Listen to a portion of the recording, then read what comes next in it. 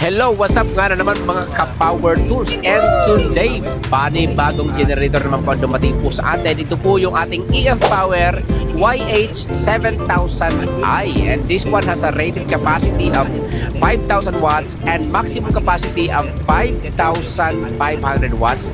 Wow. This one is an open type or frame type inverter generator. Safe po yan sa mga sensitive electronics. Wow. Fully loaded po yan ng mga specs, guys, ha?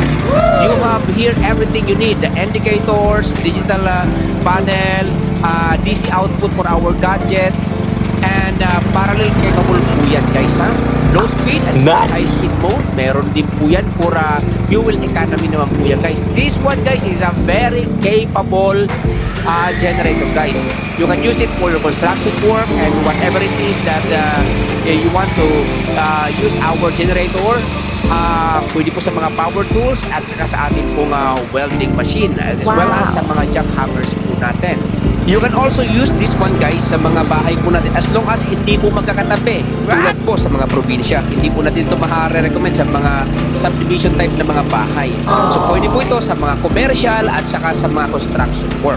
Guys, available po sa MJDT Power Tools Trading. Andyan po sa screen yung prices po natin. At andyan po yung aming mga contact numbers. Maraming salamat po. At again, nagsiship po tayo nationwide.